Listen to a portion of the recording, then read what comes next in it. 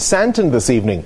Political parties and civil society groups are discussing ways to amend Section 25 of the Constitution to allow for the much-touted land reform process. For more on this, we cross over to SABC reporter Abongile Dumako, who is there. Abongile, good evening to you. This is quite an interesting gathering, political parties, civil society organization. What would you say is the mood so far?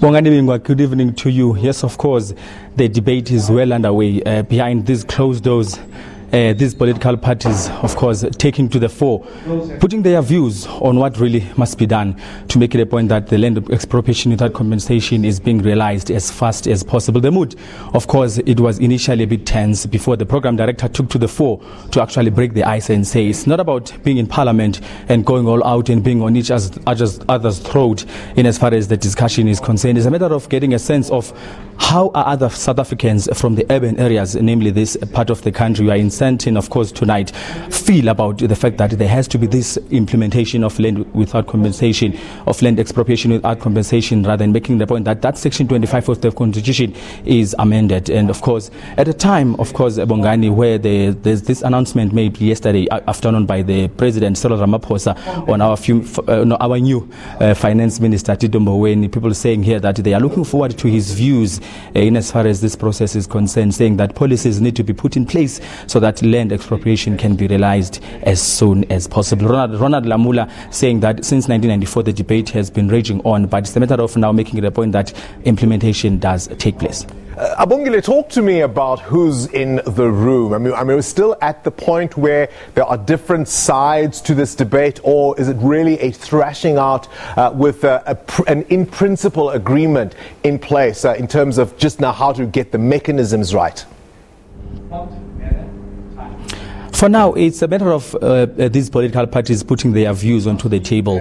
And as I was saying that, Ronald Lamula saying that the debate is not new. It starts now since the EFF sort of took to Parliament to make it a point that this process takes place quite faster than it was initially anticipated. He's saying that, in a nutshell, this has been going on for quite some time now. But it's a matter of now hearing from the civil organizations hosted by the Regenesis Business School here of their view, looking at the fact that as well, Bongani, there's been fears that have been put forward by some political parties, including the FF Plus, saying that this could lead to food shortages in the country. And of course, the AfriForum story, where they took to the United States to actually paint a bleak picture of the fact that this land expropriation without compensation is not really being done in a manner that favors all South Africans. Now, these views are to be debated here until 8 o'clock this evening. Of course, the way forward, according to the management here at the business school, they are going to take all the views, actually add them to that basket where all the views have been heard across the country in the form of public hearings on what could be done to further actually improve land, and make it the point that the land expropriation without compensation does not seem to favor certain group of people, but benefits all those who work the land. Ronald Lamula has spoken. Who else are we expecting to hear from? We were expecting to hear from the EFF.